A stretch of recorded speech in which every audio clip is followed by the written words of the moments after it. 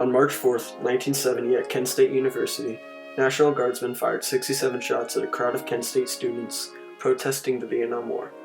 Protesters at Kent State were said to be throwing rocks and yelling at the guardsmen, but this is no excuse. All the guardsmen testified that they were fearing for their lives and shot in self-defense.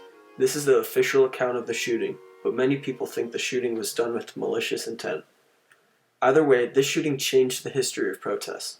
Though protests had become very prominent even back in 1968, this event fueled more protests for the war and was a turning point in how the government dealt with protests and gave the First Amendment the protection it needed. The build-up to this event started many years before. In November of 1955, the Vietnam War started, a war many people didn't want.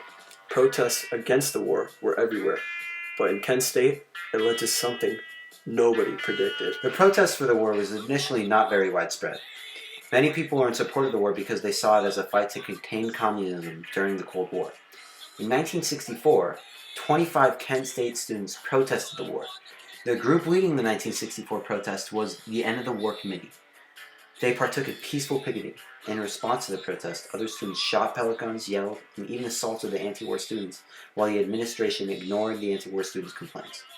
After this event, there wasn't much protest or disagreement for the war at Kent State until 1968, when President Johnson announced that he would not be seeking a second term as president, largely because of the 1968 Tet Offensive, which lost much of the public support the government had to keep the war going. The outcome of the Vietnam War would fall to the next president, Richard Nixon. Nixon ended up escalating the war when he began proving secret bombings of 9 suspected communist base camps and supply zones through Cambodia as part of Operation Menu. On May 9, 1969, the New York Times revealed this operation to the public, creating protests that quickly spread through America. The Students for Democracy Society, the SDS, was formed in 1968 in the University of Michigan, but moved into Kent State the same year.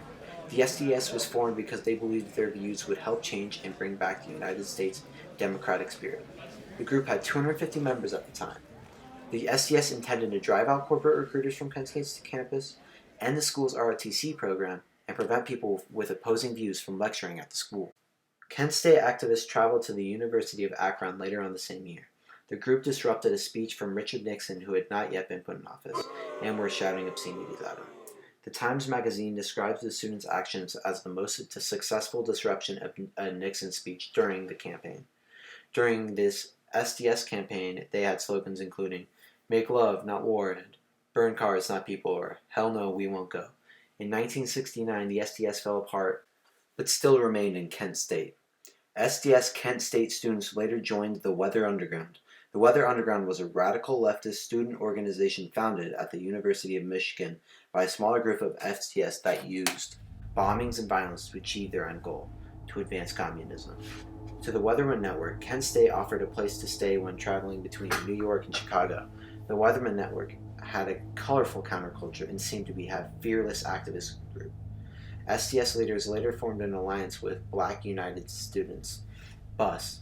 These groups together blocked military recruiters from all over America to stop them from taking people to war. BUS then staged out a walkout of nearly all African American students from the campus. In response, Kent State's president, Robert L. White, denounced BUS and SDS for intimidating other students. BUS started to believe that SDS was using them as a shield and later broke off relations with SDS. Later on in the same year, the school expelled and arrested SDS leaders on charges ranging from trespassing to assault. Kent's President White shut down the SDS chapter. His reasoning was they had a disregard for the rights of others and offered programs of revolution solely for revolution's sake. This all led to the days leading up to the shooting on May 4th. Nixon announced the Christmas bombings of North Vietnam after he had promised to get America out of the war. The Christmas bombings in North Vietnam began on December 18th, when America's B-52s and fighter bombers dropped 20,000 tons of bombs on the cities of Hanoi and Haiphong, killing a reported 1,600 civilians. This outraged the country, and Kent State students led protests against the war. The Reserve Officers Training Corps building was burned down by some students of Kent State. On May 2nd, almost 1,000 guardsmen from the Ohio National Guard slowed down the protests. This further angered the students because now they resisted the Vietnam War and the use of armed forces on their campus. The main buildup was the 3 days before the shooting. Through each day, there were protests, and in some cases, they turned violent. By May 3rd, nearly 1,200 National Guardsmen were positioned in Kent State. All of the civil unrest and turmoil led to the shooting on May 4th. Now, May 4th, 1970, the day of the shooting. On the day, it is widely assumed that the martial law was in effect, and the control of the campus was with the guards and not the university officers. On this day, demonstrations were banned, so 12,000 leaflets were sent out announcing the ban. Despite this, many students did not know classes were resuming on May 4th. By noon, there were as many as 3,000 students in and around the Commons. 500 of these students were actively protesting the expansion of the war and the National Guard on campus. And even farther out, there was a ring of roughly 1,000 people cheering the efforts, and 1,500 more students watched from the periphery. Near the charred remains of the ROTC building stood 100 guardsmen under the control of General Robert Canterbury. These guardsmen confronted the demonstrators with M1 Grand rifles loaded with live ammunition. Canterbury ordered the demonstrators to disperse, but was only greeted by chants, insults, and rock throwing. Canterbury ordered to launch tear gas at the demonstrators near the bell. His troops began to advance with bayonets at the end of their weapons.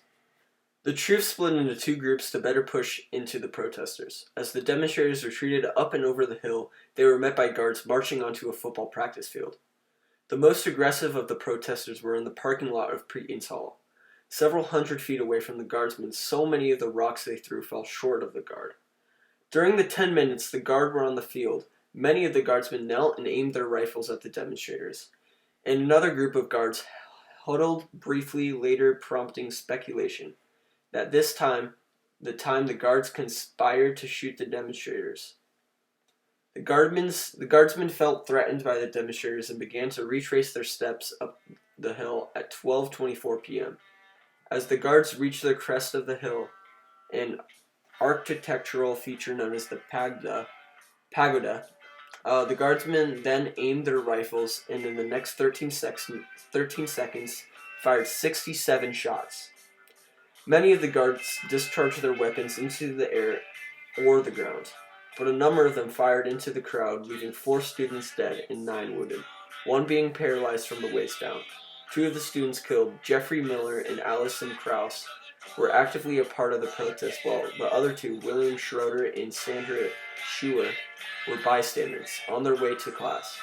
In the complete chaos that ensued, the guards fell back into the commons and were surrounded by enraged protesters who threatened to attack the guardsmen.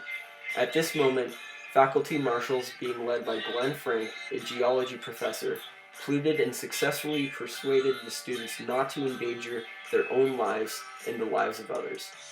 The few short days after the Kent shootings had the country in shock. The short-term impact of the Kent State Massacre caused people to be angry, confused, and sad. The National Guards have only caused more chaos.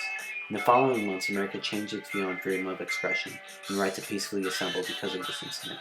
Immediately after, many college campuses shut down rather than to risk more protests.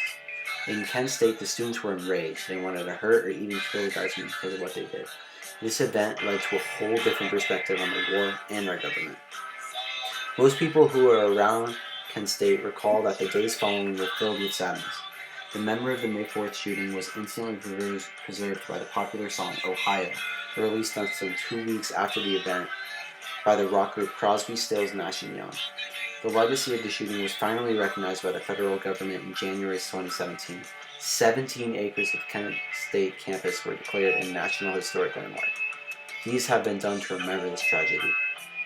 These events can never be forgotten or distorted, which is why it is important to continue to search for the complete truth behind the events of the day. The guardsmen signed a statement at the end of the civil trials and recognized that there were better ways to deal with these types of confrontations. This caused law enforcement to treat situations like this differently. Through time, the event gave America a large oversight on what the tensions were like during the Vietnam War and made people feel more freely to exercise their First Amendment rights.